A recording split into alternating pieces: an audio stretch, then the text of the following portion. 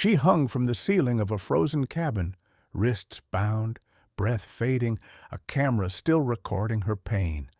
No one knew she was alive, until a retired Navy SEAL and his K-9 caught her scent in the storm. He cut her down, eyes scanning the torture tools on the floor. She gasped one warning through blood and fear: "They'll come back." Minutes later, headlights cut through the blizzard. Outnumbered and wounded, the SEAL stood ready, because faith doesn't flee when darkness returns. What happened next wasn't luck. It was a miracle. Before we begin, tell us where you're watching from and subscribe for more stories of faith, courage, and the miracles God hides in the darkest places. The storm had been crawling across Coldwater Ridge since dawn, a slow white tide swallowing every tree, every sound, every trace of the living world. Ethan Hale moved through it with practiced rhythm, one step, one breath, the kind of pace learned only through years of moving where others would not. His breath crystallized in the air, but his thoughts were colder still. The radio strapped to his vest crackled with static, useless in the valley's interference. Out here, a man either trusted his instincts or died waiting for orders that would never reach him. Shadow trotted ahead, ears sharp, movements deliberate. The dog had seen more battles than most men, and sometimes Ethan wondered if the silence between them was its own kind of conversation. One soldier to another. They were supposed to patrol the northern perimeter to make sure the ridge stayed clean after reports of vehicles crossing the old forest road. Simple assignment: walk, watch, report.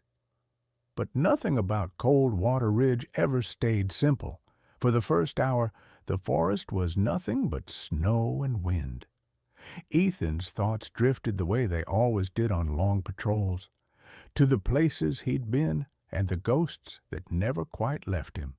Afghanistan, Fallujah, a dozen nameless towns where he'd lost brothers and found purpose, only to return home and wonder if that purpose had died with them.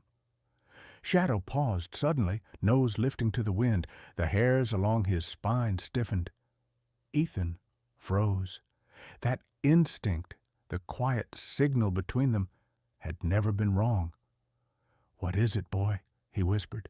The only answer was a low growl, deep and restrained, the kind that came before violence. Ethan followed the dog's gaze through the trees. About 200 yards ahead, half buried in snow, stood a cabin.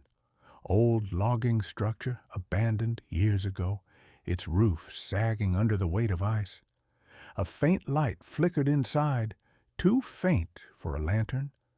He raised his rifle, scanning through the scope. Something moved, something hanging. The door creaked when he pushed it open. Cold air spilled out like a ghost escaping.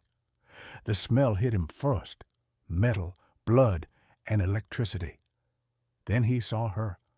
A woman in a torn police uniform hung suspended from a steel chain, bolted to the ceiling beam, wrists bound, head limp, body marked by the work of monsters.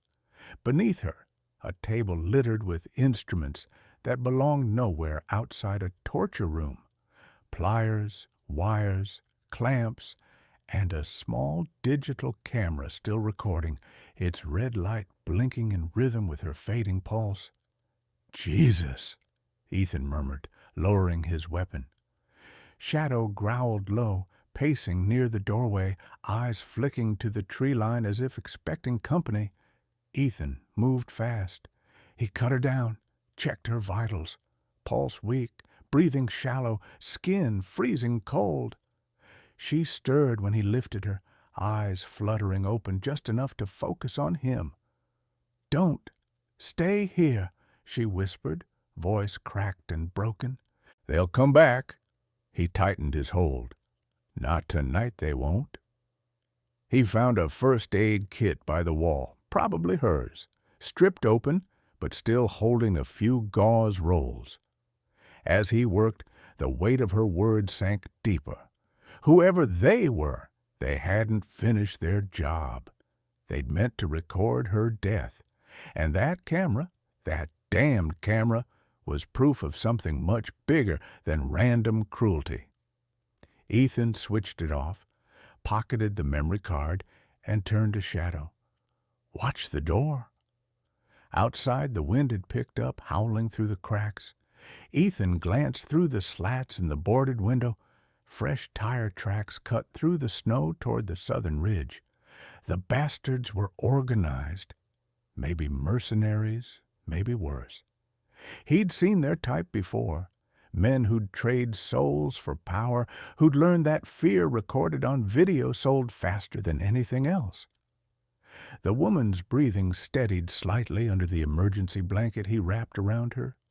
Her badge was missing, her radio smashed, but her holster still had a police insignia. Duluth Division. She must have come out here chasing someone or something important. And now she was part of the evidence. Shadow barked once, sharp and sudden. Ethan's heart slammed against his ribs. Headlights, 2 of them, moving fast along the ridge road. They were coming back. "Time to go," he muttered.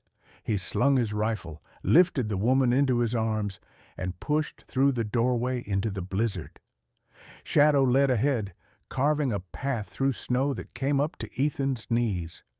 The wind burned his face, but adrenaline numbed the pain. He could feel the woman's breath against his neck, faint but alive. Behind them, the cabin light flared. The men had returned. Gunfire split the night. Bullets hissed through snow like angry hornets. Ethan dropped behind a fallen log, covered the woman's body with his own, and returned fire with short, controlled bursts. 2 flashes answered from the tree line. He hit one, saw the shape collapse. The other retreated. Shadow darted sideways, disappearing into the dark, only to reappear moments later, dragging something metallic, a dropped magazine, and growling low. "Good work, partner," Ethan muttered, reloading. He waited, listening. No more shots. Only the wind and the woman's ragged breathing. He had one choice: retreat to the cabin and die there, or move through the ridge and reach shelter before blood loss and cold finished them both. Ethan chose forward, always forward. They moved through the storm step by step, the world reduced to white, and the sound of Shadow's paws crunching in rhythm with his own. For a moment, the woman stirred again, whispering words half lost to the wind. "Don't let them. Take it back. The proof. They'll erase everything." He didn't understand yet, but he would.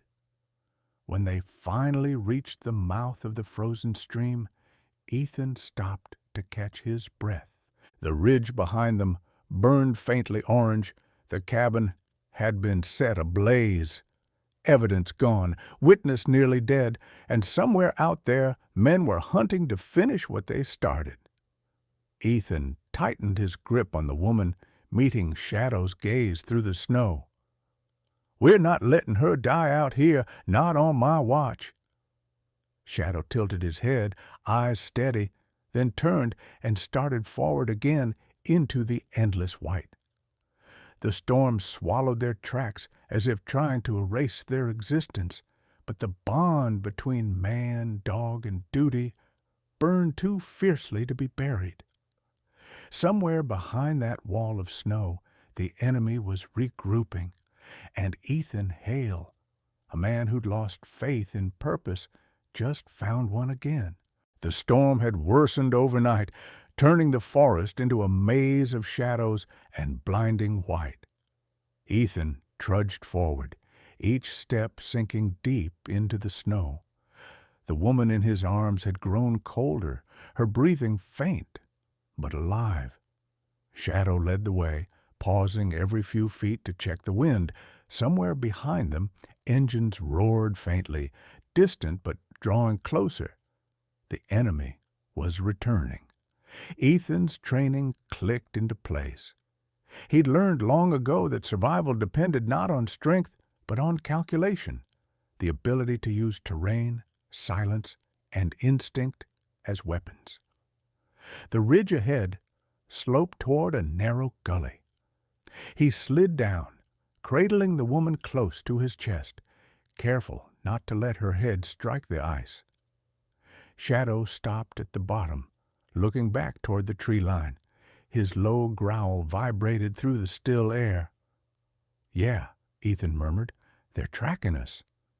He ducked behind a cluster of pines, laid the woman gently against a snowbank, and checked his rifle. 3 magazines left, 1 half spent. His shoulder throbbed where a bullet had grazed him, blood freezing against fabric. He tore a strip of cloth and tied it tight, ignoring the pain. The woman stirred weakly. Where are we?" she whispered. Her voice was raw, scraped thin by suffering.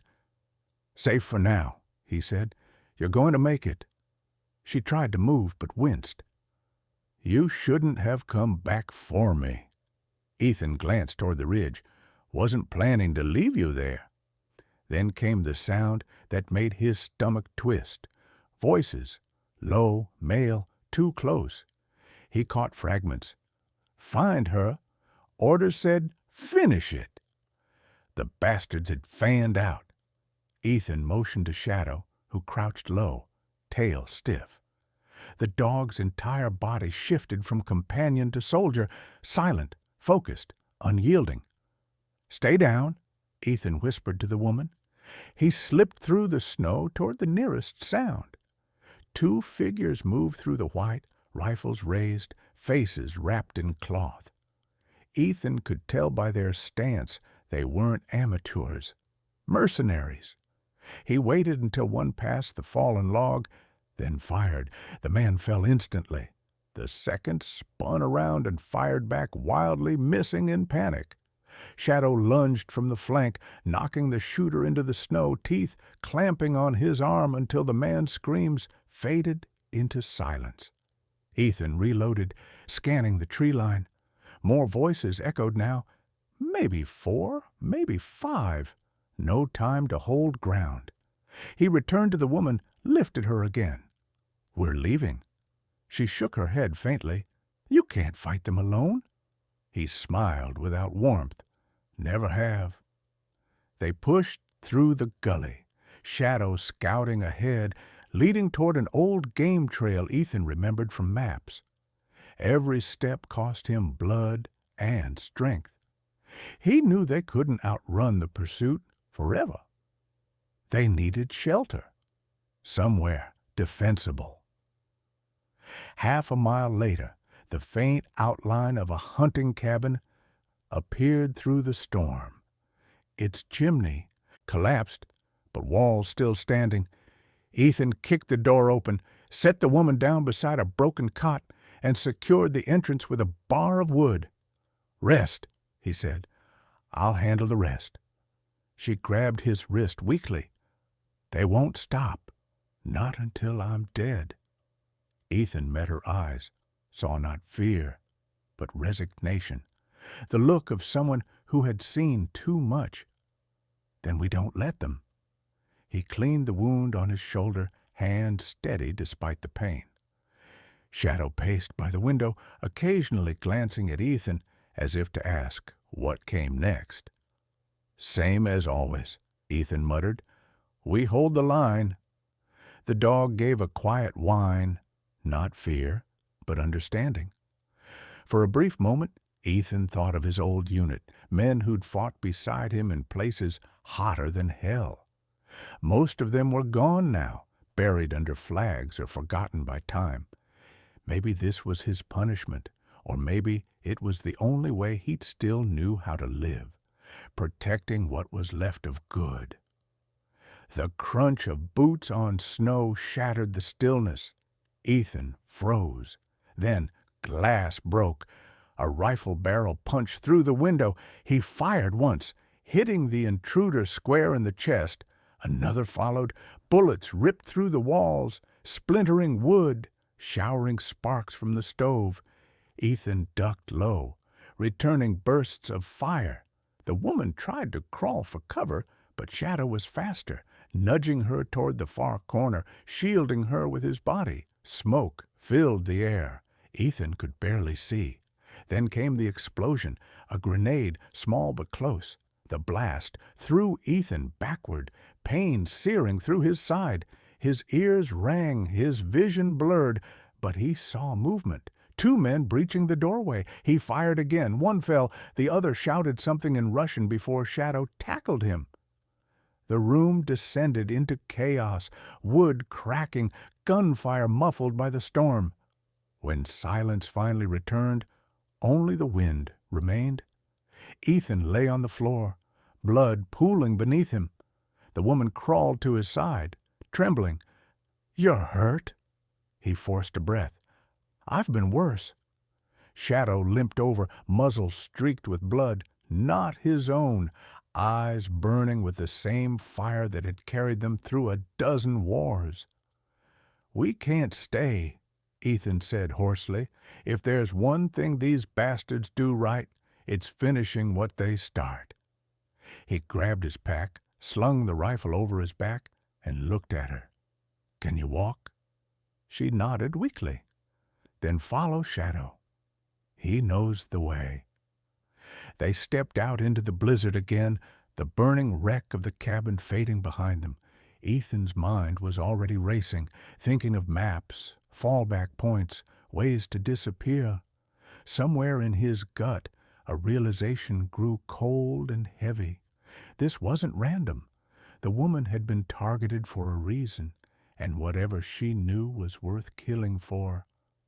He didn't know it yet, but the storm outside was only the beginning. What was coming next would demand everything he had left, and more. The ridge wind howled, carrying distant voices. Engines again, closer this time. Ethan quickened his pace, pain stabbing through his ribs. Shadow barked once, looking east, where the trees thinned into darkness. Ethan glanced that way, frowning. Through the wall of snow he thought he saw lights, not headlights, but something else. He blinked, but they were gone. Maybe a trick of exhaustion, or maybe someone else was already watching. He didn't speak. He just adjusted his grip on the rifle and kept walking. The night swallowed them whole. Dawn never came. The storm had swallowed the sky, leaving the forest in a permanent gray twilight. Ethan's breath rasped against the wind as he trudged forward, every movement deliberate, mechanical. The weight of exhaustion sat heavy on his bones, but his mind refused to slow. Each crunch of snow beneath his boots was another second stolen from the men hunting them.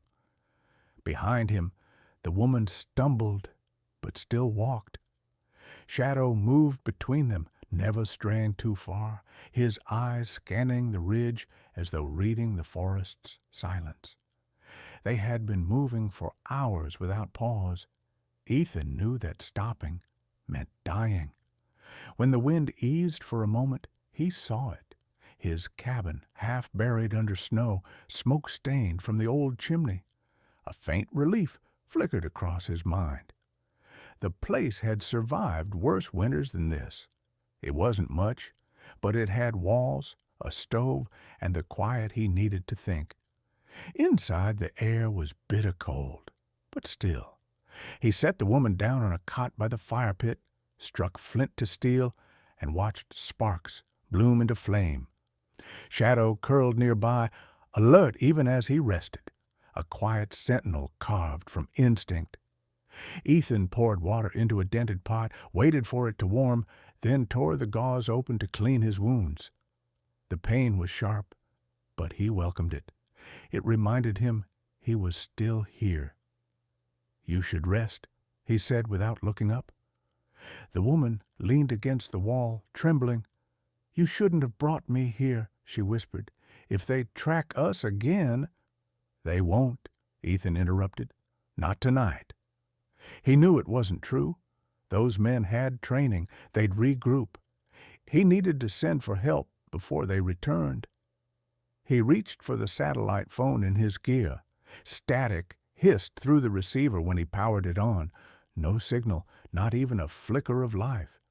He tried the backup frequency, then another. Nothing. Jamming. They were cutting communications. Damn it, he muttered under his breath. The woman's eyes flicked to him. They're jamming the ridge? Ethan nodded slowly. Which means they're not amateurs.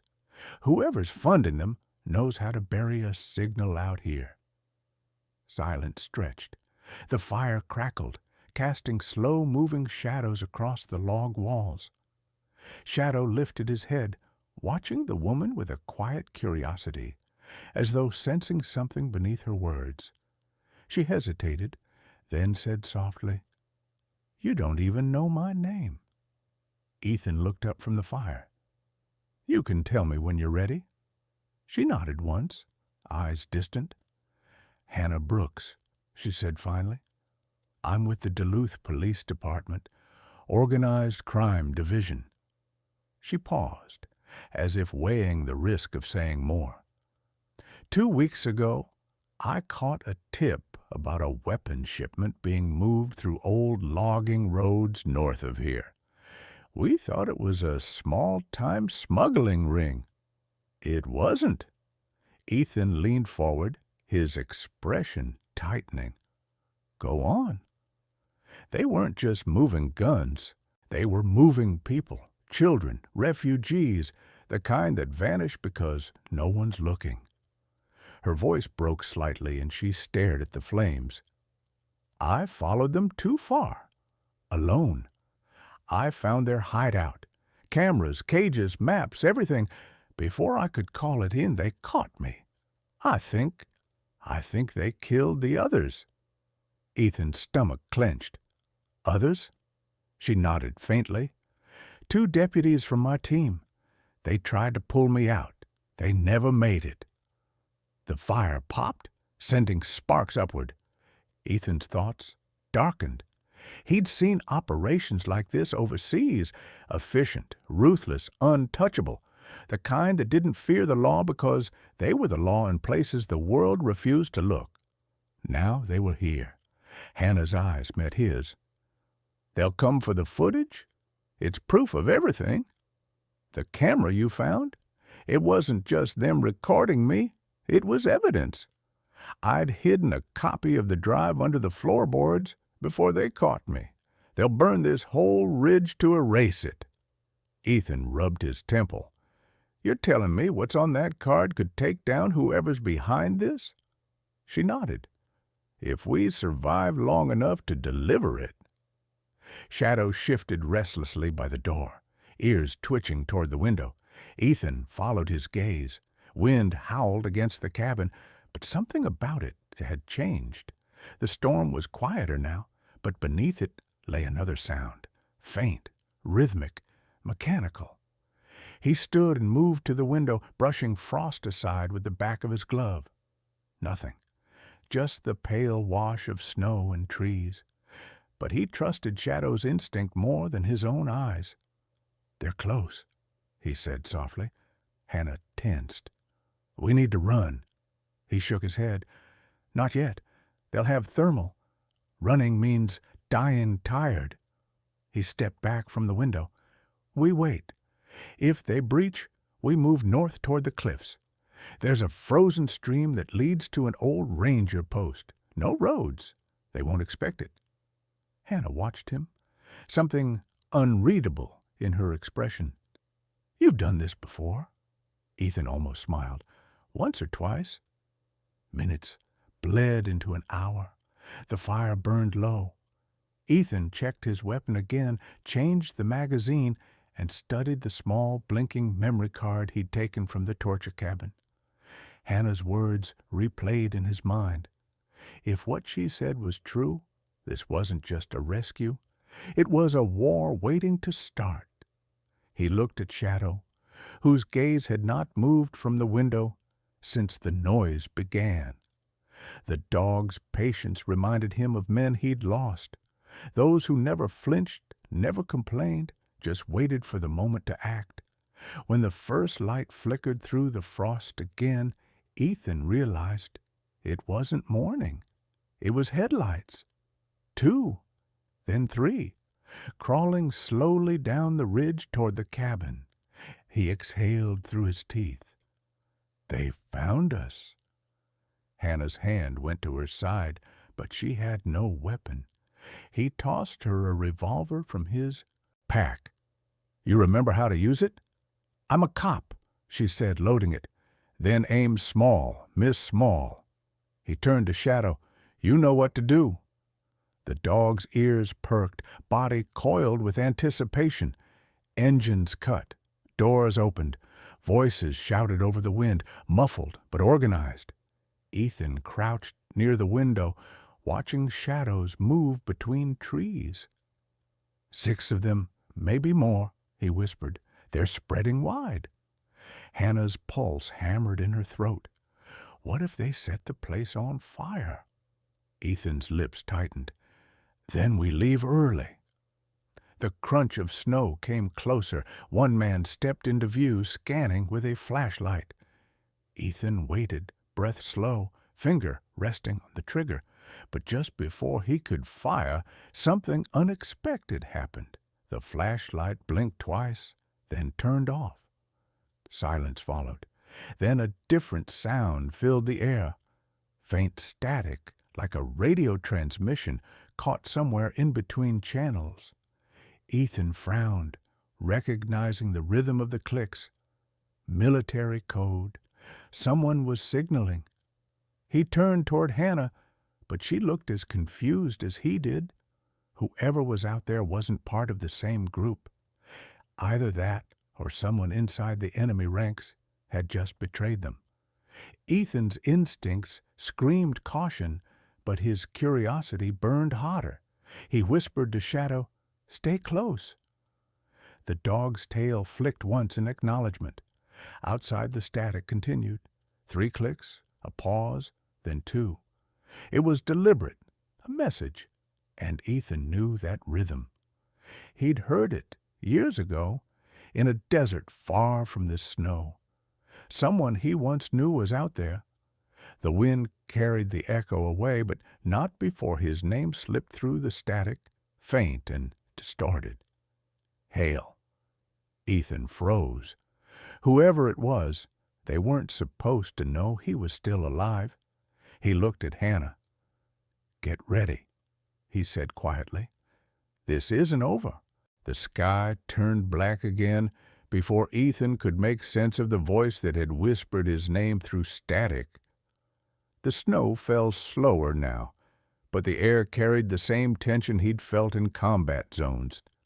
The kind that told him the silence wasn't safety. It was warning. Shadow's ears twitched at every gust. Hannah sat near the fire, revolver clutched tightly, her eyes unfocused, lost in memories of the men who had dragged her into that nightmare shed. Ethan hadn't asked what they'd done to her. He didn't need to. Some wounds didn't need retelling. They were carved deep enough to be understood without words. Outside, something shifted. Not the wind, not an animal. Human.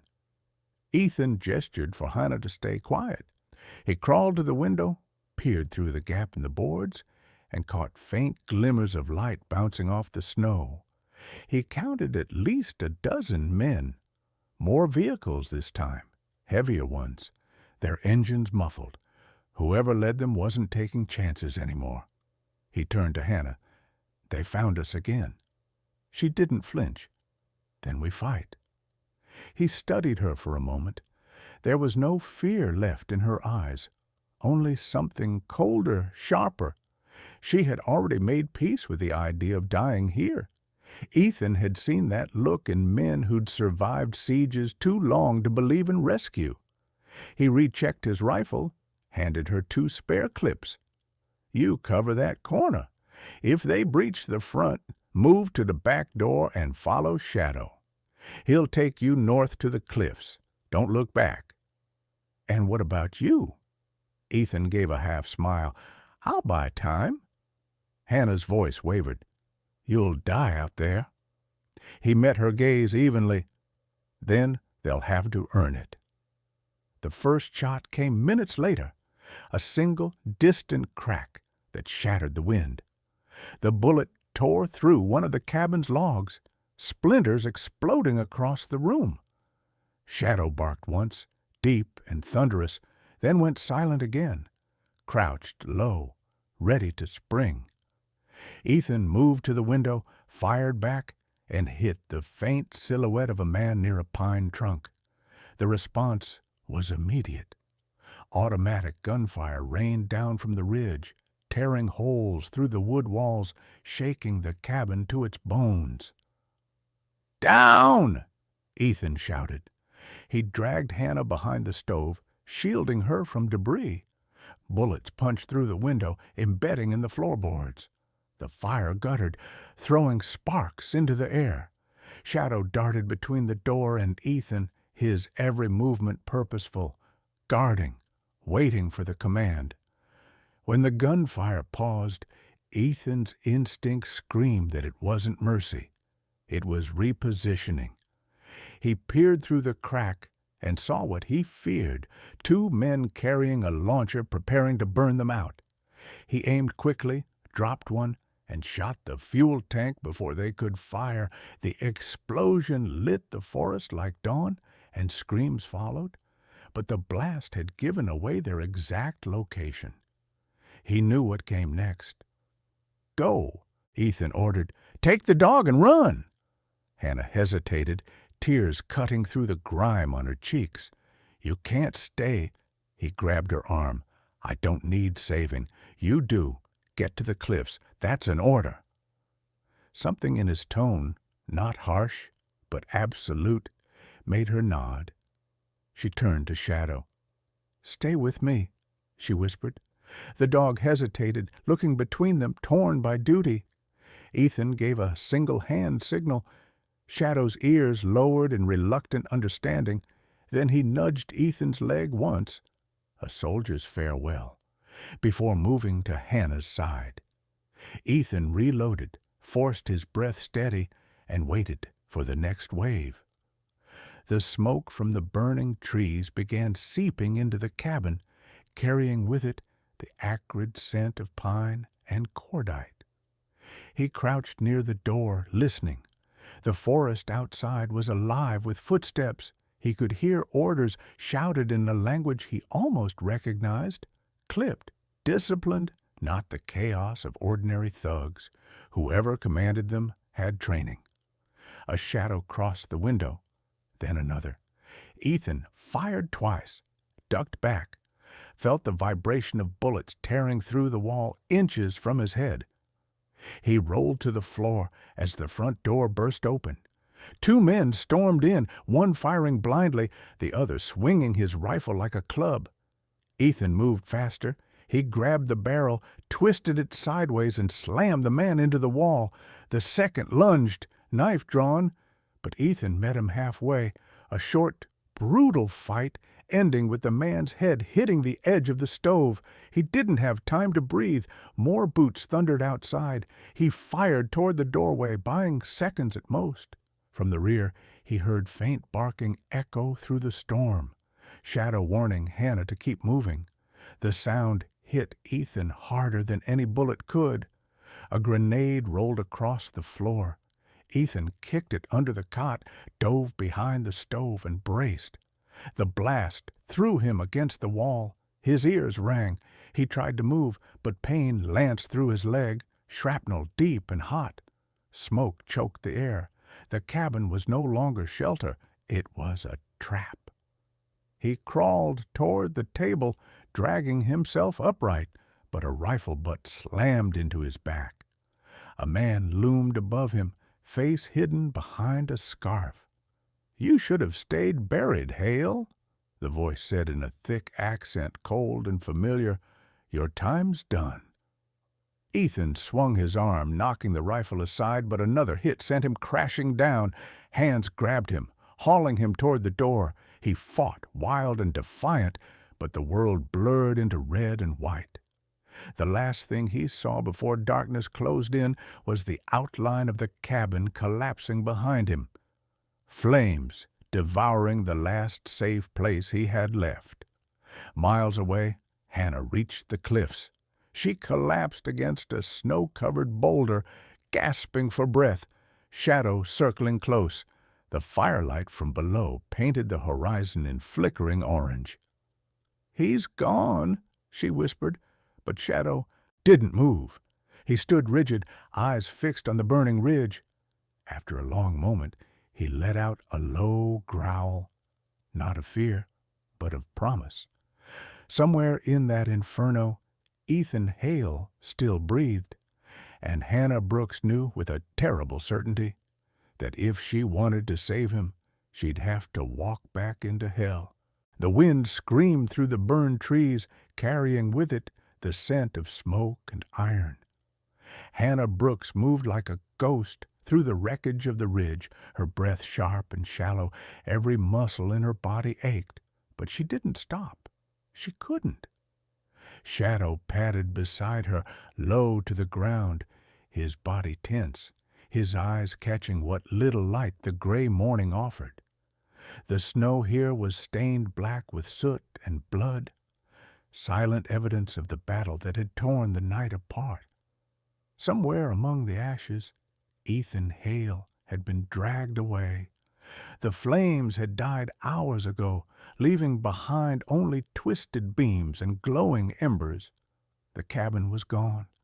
The roof had collapsed inward, and the air still shimmered with heat. Hannah stood at the edge of the ruins, fighting the tremor in her hands. The memories of the firefight hit her in flashes. Gunfire like thunder, Ethan shouting her name, the last glimpse of him disappearing into the chaos. She dropped to her knees, pressing a palm against the snow to steady herself. Shadow sniffed at the ground, circling the burned timbers, then froze. He looked up at her, tail stiff, ears pointed. "What is it?" she whispered. He moved toward the tree line, sniffing again. Then she saw it. Boot prints, deep and wide, leading away from the wreck. Not just one set, multiple. Heavy footprints dragging something behind them. Her heart clenched. They'd taken Ethan alive. Shadow growled, low and restrained, as if urging her to follow. Hannah tightened her grip on the revolver at her side, her jaw set. "We're not done," she said quietly. "Not until I bring him back." The trail wound through the forest, crossing frozen creeks and narrow ravines. The tracks grew fresher the deeper they went, and as the daylight faded, she began to hear faint mechanical echoes ahead. The idling of engines, the metallic rhythm of machinery. Shadow stopped suddenly, crouched low. Hannah followed his gaze through the branches. In a clearing below, nestled against the side of an old quarry, stood a concrete bunker half buried in ice. Guard towers, lights, and 2 armored vehicles sat outside. Smoke curled from a vent pipe, rising lazily into the sky. It wasn't a hideout. It was a base.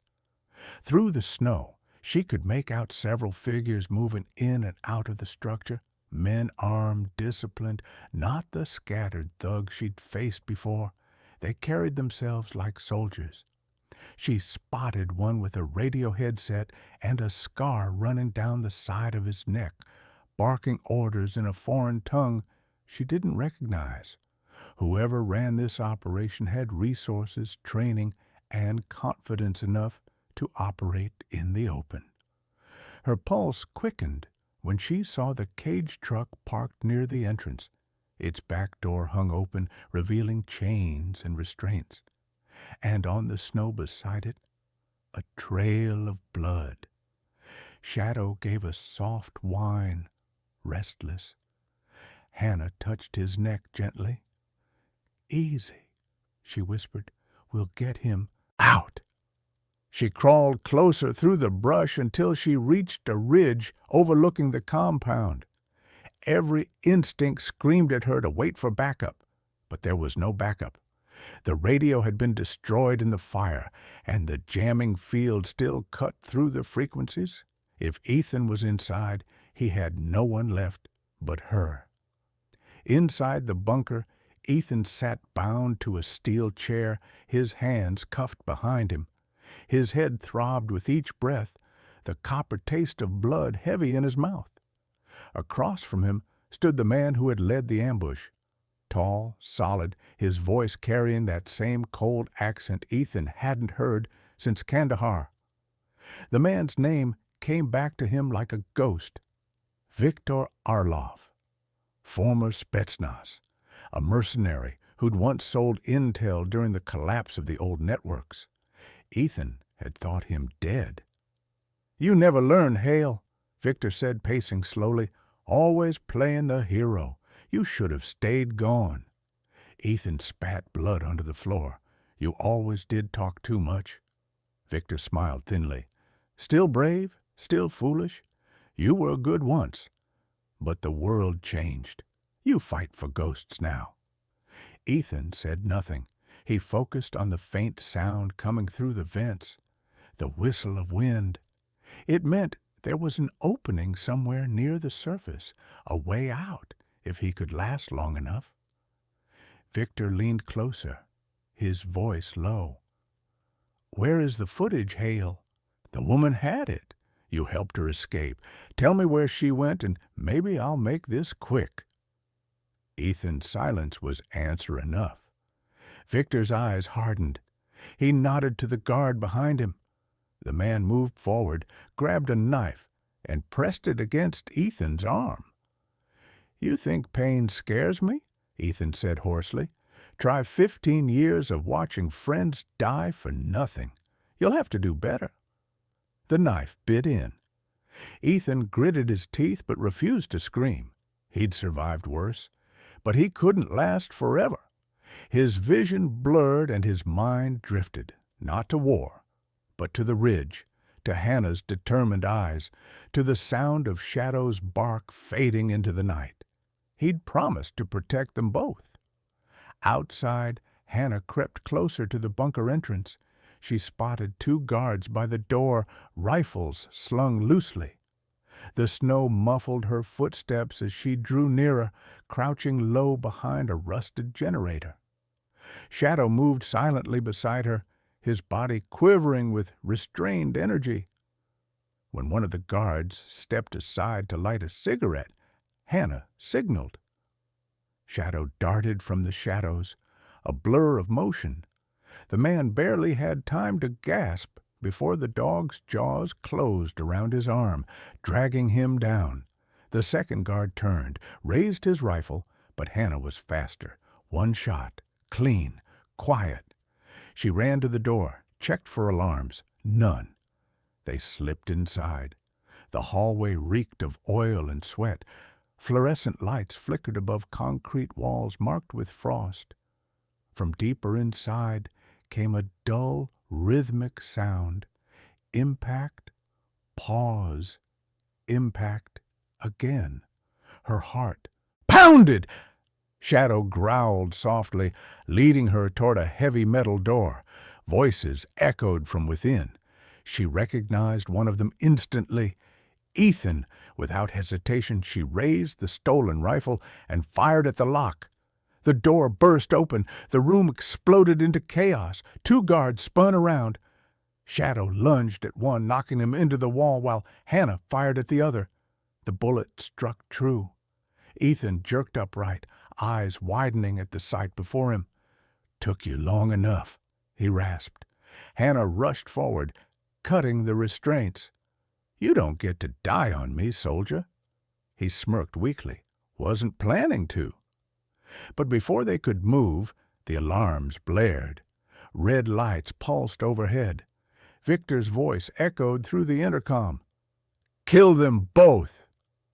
Ethan grabbed a pistol from the fallen guard, firing as men poured in through the corridor. Shadow leaped into the fray, tearing through the chaos. Hannah ducked behind a pillar, reloading, shouting over the gunfire. "How many?" "Too many," Ethan said grimly. "We're not walking out." She met his gaze, fierce and steady. "Then we fight out." He nodded once. "That's my line." The sound of approaching engines rumbled outside the bunker, heavy, disciplined, unmistakable. Ethan froze mid-reload, recognizing it immediately. Diesel convoy, short bursts in rotation, standard seal extraction timing. His chest tightened with disbelief. "Who the hell?" Hannah started, but he cut her off. "My old team." A deep boom rattled the walls as the bunker doors blew inward. The firefight outside intensified. For the first time in hours, Ethan allowed himself a thin smile. Reinforcements had come, but they weren't safe yet. He turned to Hannah. "Stay behind me." Shadow barked once, as if to say there was no time to argue. The lights flickered, dust falling from the ceiling. Ethan could hear the roar of men shouting, American voices now, and the muffled thunder of grenades outside. He felt the rush of purpose flood back into his veins. Viktor Arlov's men were retreating, regrouping deeper underground. Ethan looked at Hannah, blood running down his arm but eyes alight again. "We finish this now." He stepped into the hallway, weapon raised, as Shadow moved beside him. Together, they pushed forward through the smoke and gunfire toward the heart of the storm. The rescue had arrived, but so had vengeance.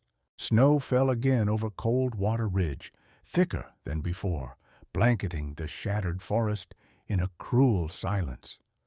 The wind howled across the mountain, carrying echoes of explosions from deep below. Inside the bunker, red lights strobed across the concrete walls, flashing over bodies, smoke, and shattered steel. Ethan Hale moved through the chaos like a man possessed, his breathing steady despite the blood seeping through his bandaged arm. Shadow ran beside him, low and silent, a streak of motion through the flickering haze. Behind them, Hannah Brooks followed, rifle clenched in trembling hands, eyes burning with fury rather than fear. The SEAL extraction team had arrived, but the battle was far from over. The blast doors had been blown open by the first wave, but Viktor Arlov's men were regrouping. They knew the tunnels better than anyone else. Somewhere deeper underground, their leader was still alive, preparing one final counterstrike. Ethan could almost feel his old enemy's presence in the hum of the power lines and the echo of boots on metal floors. "Commander Teller, this is Hale," Ethan called through the headset one of his teammates had tossed him during the breach. The voice that came through was calm, gravel-edged, unmistakable. "Good to hear you breathing, son. We're reading movement below your level. You got 2 minutes before they lock those tunnels. Get topside or get buried." "Negative," Ethan replied, his tone flat, resolute. "Victor's still down here. He doesn't walk out of this mountain." There was a long pause on the line, then Teller's voice, softer now. "You always did have to finish it yourself." Ethan didn't respond. He shut the radio off, turned to Hannah. "You get out with the team." Her jaw tightened. Not a chance. Before he could argue, Shadow growled sharply, a warning. From the far corridor came the echo of boots, rapid and heavy. Seconds later, gunfire erupted. Hannah ducked, firing back. Ethan took position by a support beam, returning fire with controlled precision. The air filled with the deafening rhythm of war. Steel cracking, shells clattering, voices shouting orders that were drowned out by the roar of weapons. Shadow lunged into the smoke, tackling one of the advancing soldiers. Ethan's bullets tore through 2 more. The remaining mercenaries fell back, dragging their wounded, but their retreat wasn't defeat. It was bait. "Fall back!" Ethan yelled.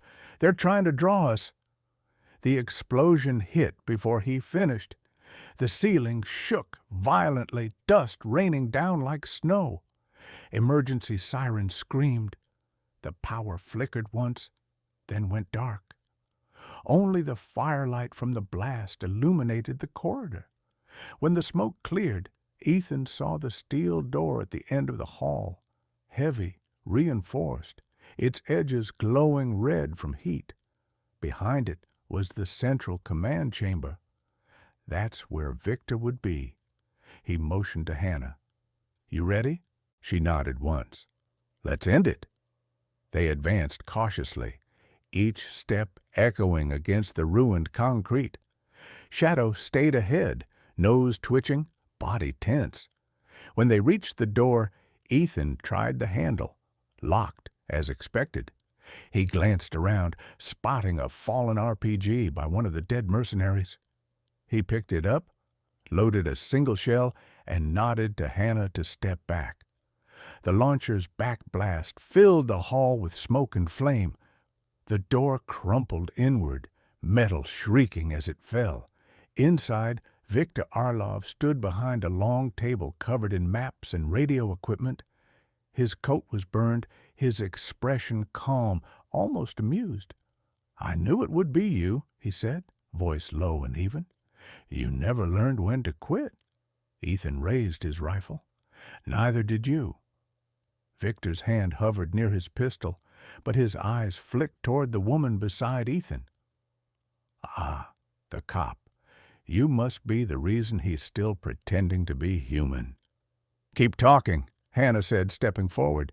"It makes it easier to find your voice when you scream." Victor smirked. "Brave, but this isn't your fight." "She made it mine," Ethan said. Victor drew and fired in the same motion. The bullet grazed Ethan's shoulder, spinning him sideways. Hannah fired back, hitting Victor in the side. He staggered but didn't fall. In one brutal motion, he grabbed a detonator from the table and slammed his hand down on the trigger. Sirens wailed. A deep rumble shook the bunker. "Self-destruct," Ethan hissed. Victor laughed through clenched teeth. "You think I'd let you take my empire? If I burn, this mountain burns with me."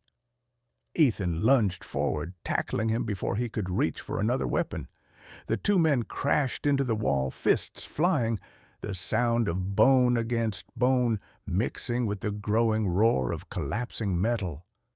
Victor swung hard, catching Ethan across the jaw, but Ethan didn't back down. He drove his elbow into Victor's throat, then his knee into his ribs. They fell to the floor, grappling in the dust, the detonator lying inches away. Hannah ran to grab it, but a falling beam struck the ground between them, blocking her path. "Ethan!" she shouted. Shadow darted through the fire, teeth clamping on Victor's arm. The mercenary screamed, swinging wildly, but the dog refused to let go. Ethan seized the moment, rolling to his knees and slamming Victor's head against the floor once, twice, until the man went still. He ripped the detonator from Victor's lifeless hand, slamming the safety switch. The countdown froze at 13 seconds. The rumble subsided to a groan. For a long moment, all Ethan could hear was the rush of his own heartbeat and the faint crackle of fire. Then Hannah's hand gripped his shoulder. "It's over?" she said softly. Ethan looked down at Victor's motionless body. Not yet. He reached into the man's coat and pulled out a small black drive. Data storage, marked with encrypted military codes.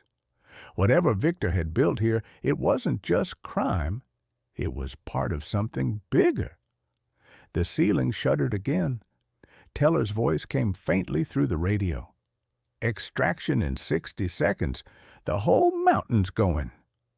Ethan shoved the drive into his pocket, helped Hannah to her feet, and whistled sharply. "Shadow, move!" The three sprinted through the tunnels as fire chased behind them. They burst into the open just as the mountain roared one final time, the bunker collapsing into itself in a violent rush of smoke and stone. The explosion lit the ridge like dawn. For a second, the world went white. When the noise faded, Ethan lay on his back in the snow, staring at the sky. Hannah knelt beside him, breathing hard, tears mixing with ash. Shadow stood guard a few feet away, his fur matted, chest heaving, eyes still scanning the horizon, as if the fight wasn't truly over. Helicopter rotors thundered above. Commander Teller dropped from the lead bird, landing heavily in the snow. "Hell of a mess you made," he said, voice rough but relieved.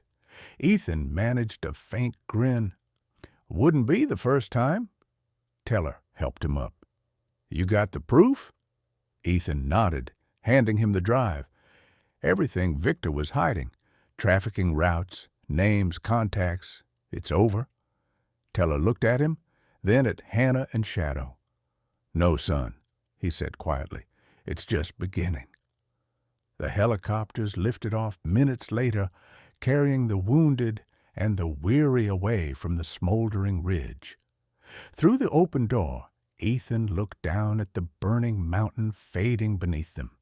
He reached over, resting a hand on Shadow's head, feeling the warmth of life through the cold air. Hannah leaned beside him, silent, watching the fire shrink to a distant glow. For the first time in years, Ethan felt something he hadn't known since the war. Peace, fragile and fleeting, but real. He turned to Hannah. "You still think I should have left you back there?" She smiled faintly. "You'd just come looking anyway." He looked back out toward the endless white horizon, his voice almost a whisper. "Yeah, I would."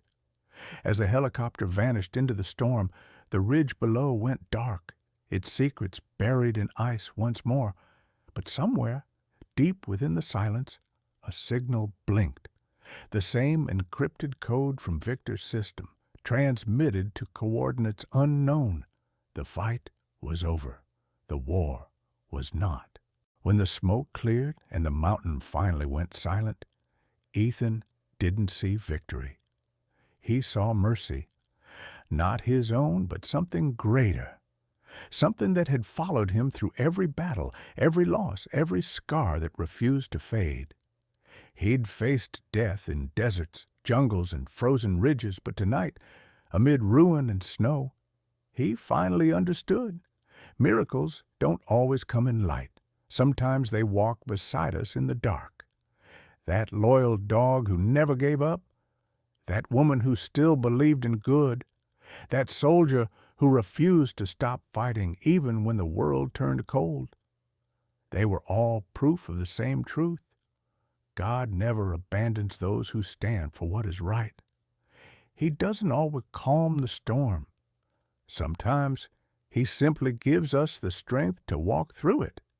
And maybe that's the message we all need today. In your home, your work, your family, whatever battle you're facing, you are not alone. There is purpose in the pain, and there is light waiting just beyond the snow. If this story touched your heart, share it with someone who needs a reminder that faith still works miracles. Leave a comment below. Tell us where you're watching from and who you're praying for tonight. And if you believe that no soul, human or animal, should ever be left behind in the storm, hit subscribe and stand with us. May God bless you, guide your steps, and give you courage for whatever ridge you're climbing, because sometimes the miracle isn't that the storm ends. It's that you survived long enough to see the sunrise.